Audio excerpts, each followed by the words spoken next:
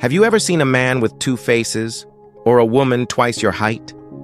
For decades, freak shows presented people like that, not as humans, but as spectacles. These shows were known as freak shows.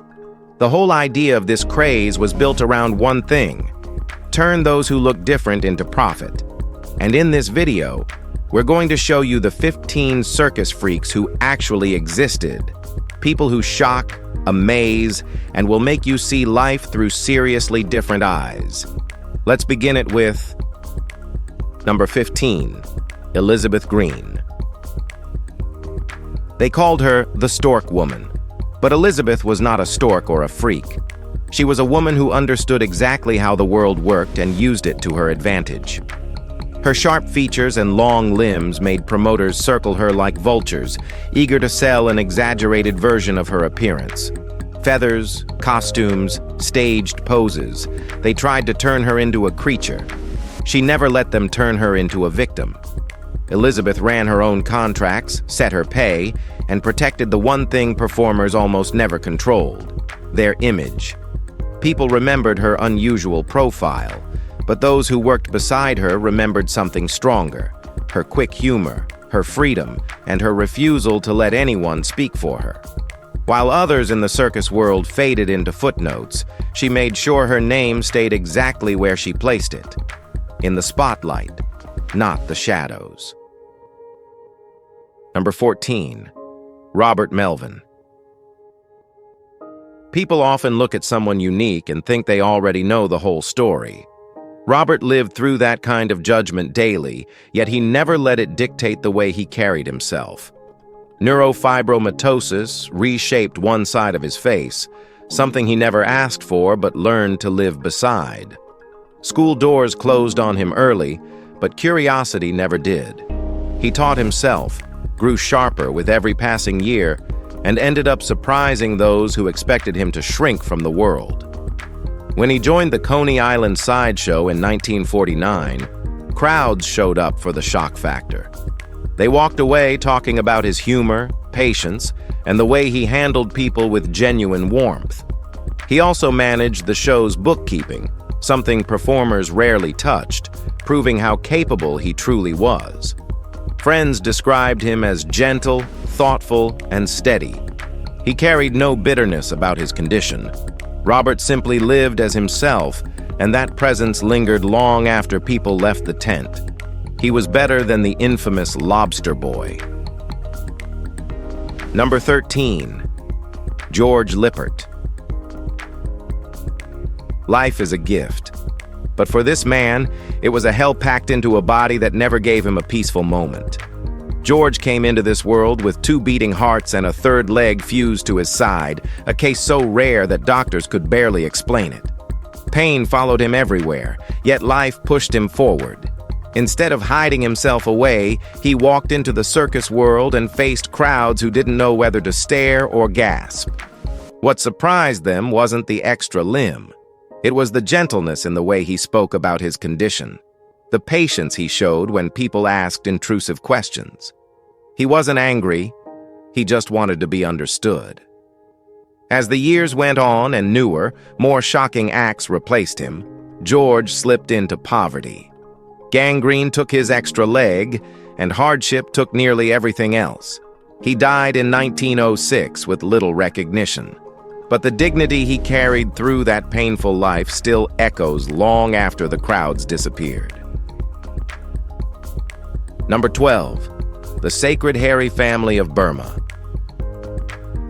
Well, every family has a story, but this one carried a history that felt almost unreal to anyone seeing it for the first time. The Sacred Hairy Family of Burma lived with hypertrichosis, which is a super rare condition that covered their faces in fine hair. It didn't make them creatures, it made them unique. Their lineage traced back to Shemaong, a boy taken to the King of Ava's court, where he grew up in a strange mix of affection and curiosity. He married, raised children, and watched the condition appear again and again in his lineage. When their palace fell during political upheaval, the family fled into the wilderness before eventually landing in England as displaced refugees. People expected something frightening, yet found a group described as kind, gentle, educated, and remarkably composed. When Barnum brought them to America in 1888, they carried themselves with calm dignity. After the tour, they stepped away from public life completely, leaving behind a quiet legend shaped by survival rather than spectacle. Number 11. Madame Goustica. We humans have a bit strange habit of turning anything we don't understand into something to gawk at, and Madame Goustica stood right in the center of that twisted instinct. She came from an Ethiopian community where lip plates carried meaning, like beauty, identity, and dignity. It wasn't decoration, it was heritage carved into the body with purpose. But when promoters dragged her onto 1930s New York stages, none of that mattered. All they cared about was the shock. One photograph of her calmly smoking a pipe became the only version of her that most people ever saw, reduced to a symbol instead of a person. Yet nothing in her stance suggested shame. She held herself with the kind of quiet defiance that made the room shift. Western crowds stared, confused by a tradition they never bothered to learn about. She simply stood there, anchored in who she was. They tried to turn her into a freak. She answered with unmovable pride. Number 10. William Dirks. Some people grow up feeling like the world has already made its decision about them, and William knew that feeling early. His cleft palate and frontonasal dysplasia gave his face shapes most people had never seen, and isolation followed him everywhere. He didn't let that isolation become the end of his story. Instead, he left home, found his way to New York, and stepped into Hubert's Museum, where the sideshow became a space he could control rather than fear. He added a painted third eye, not to deceive, but to claim ownership over the image others tried to define for him. Crowds stared, but he met them head-on. His weekly pay in the 1960s wasn't just survival. It was proof he built something from the very thing that once pushed him into the margins. He married Mildred, known for her own rare condition, and together they created a life that belonged to them, not the audience. William didn't hide. He shaped his own narrative. Number 9. Thomas Wetters. We've all heard the phrase, "Don't put your nose where it doesn't belong," and Thomas lived with a nose that made strangers forget their manners entirely. Measuring nearly 8 inches, it wasn't just long, it was impossible for people to ignore. Instead of shrinking from the stares, he leaned into them, using the attention to carve out a place in the sideshow world of 18th century England. Crowds came expecting a quick laugh or a cheap shock. Instead, they found someone who refused to let his appearance dictate the way he carried himself. Ripley later immortalized him in wax, proof of how deeply he lodged himself in public memory. Rumors about his intelligence floated around, usually from people who couldn't imagine the courage it took to walk proudly through a world built for sameness. Thomas didn't chase elegance or pity. He simply lived with what he had and made peace with being unforgettable. Nose first, dignity intact. Number 8. Petrus Gonsalves. Some fairy tales begin with once upon a time. His began with a cage. Petrus was born in the 1500s with hypertrichosis, thick hair covering every inch of his face and body. He was mistaken for an animal, captured, and delivered to the French court as a gift to King Henry II. But instead of being treated like a beast, something remarkable happened. Petrus was educated. He studied Latin, read philosophy, and dined beside nobility. He married a noblewoman named Catherine, and though she feared for their kids, 4 of the 7 inherited his condition. The family became living art, painted, passed between royal courts, admired, but never truly free. People whispered about monsters and myths, unaware they were watching a man who had risen from captivity into elegance. Petrus didn't just live through the fairy tale, He became the story that blurred the line between legend and humanity. He wasn't beauty or beast. He was human. Number 7. Lalou Rampersad. Well, the life of this guy tells two stories that go beyond what most minds are willing to process. Lalou was born with a parasitic twin attached to his chest, limbs, a torso, and working genitalia, but no head. Promoters later dressed the twins in girls' clothing to sell tickets, twisting truth into circus fiction. Lalou, a Muslim man, was even advertised as the happy, healthy Hindu, because accuracy didn't matter as long as money flowed. Still, he didn't let others script his entire life. When a British showman brought him to Europe and later to America, Lalou handled the crowds with a calm so steady it disarmed people. Major circuses welcomed him. Audiences couldn't look away. Behind the curiosity, he got a reputation for kindness and professionalism. His journey ended tragically in a train accident in 1905, cutting short a life that had already defied every expectation. He wasn't a monster, just a man carrying two stories in one body. Number 6. Mademoiselle Gabrielle. Some lives unfold in ways that defy expectations from the very start, and Gabrielle's path was shaped by a body that stopped forming halfway.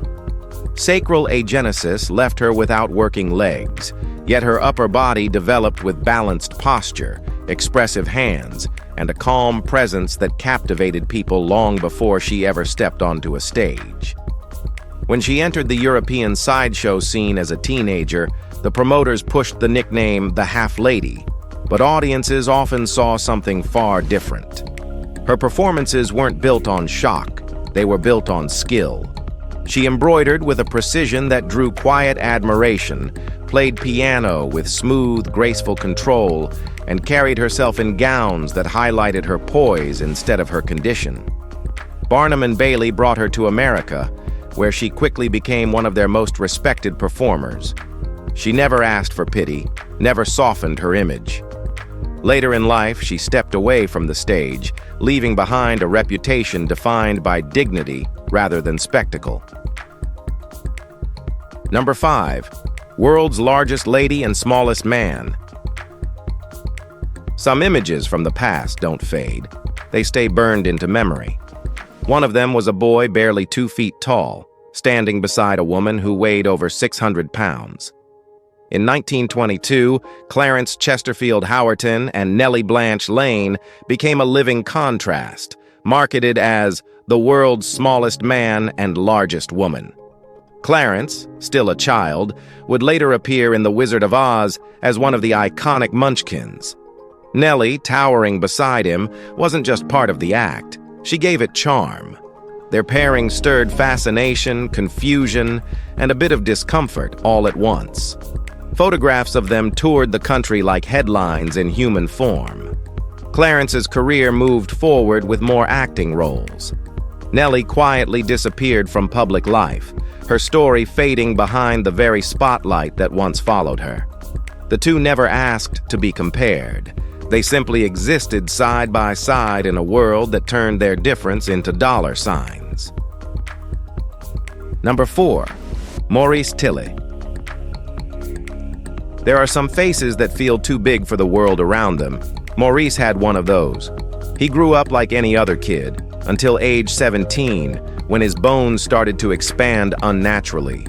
Doctors called it acromegaly. Maurice just called it life.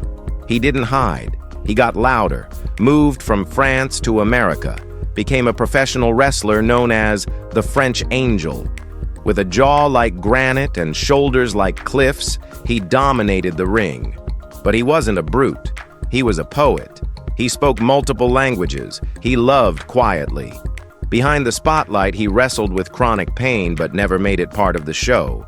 Before his death in 1954, life masks were made of his face. Some say they inspired Shrek's look. Maybe. What's certain is this: Maurice never needed fiction to stand out. He wasn't a monster or a myth. He was a real man with a unique body. Number 3. Jacob Nacken. You don't forget a man like Jacob, not because of what he did, but because of how he stood. He towered at 7 feet 3 inches, a walking spectacle even without trying. Born in Düsseldorf in 1906, Jacob first took the stage as a circus performer. But the world changed, and so did his path. During World War II, he served in the German army. In 1944, near Calais, he surrendered to a British soldier who barely reached his chest. The photo? Legendary. A literal giant, captured by a man nearly half his size. After the war, Jacob came to America and returned to show business. He later took on a softer role as a department store Santa, using his enormous presence to bring children joy instead of fear. Friends remembered his gentleness, not his height. He could have cashed in on being odd. Instead, he chose to be kind. He was a real hero. Number 2. The alligator-skinned man. Imagine a life where every inch of your skin burns, cracks, and sheds like scales. That was Emmett Bahano's world. Born with ichthyosis, his entire body, except his hands and face, was wrapped in thick reptilian skin. Most would have hidden. Emmett joined the circus. That's where he met Priscilla, the monkey girl, covered in hair from head to toe. They fell in love under the spotlight, married in 1938, and became one of the most unforgettable couples on the sideshow circuit. Tragedy hit when their newborn daughter died from pneumonia. Still, they carried on, adopting a son, performing together, and turning their shared difference into shared strength. Unlike many acts, they kept control over their image. They weren't puppets for others to direct. They ran their own show.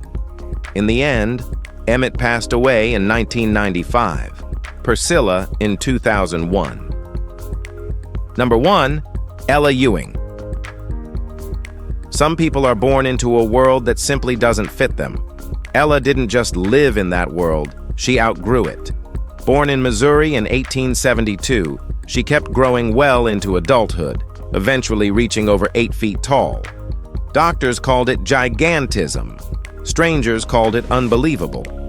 Her parents tried to protect her from exploitation, but poverty changed the plan. By 18, Ella stood in circus tents, not for thrills, but for survival. Billed as the Missouri Giantess, she drew massive crowds. But what kept them wasn't her height.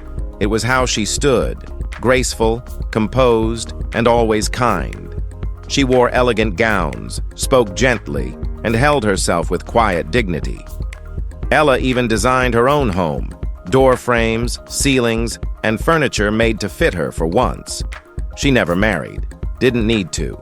She lived on her own terms until 1913. If you enjoyed this video, be sure to like, share, and subscribe. Thanks for hanging with us, and we'll see you very soon.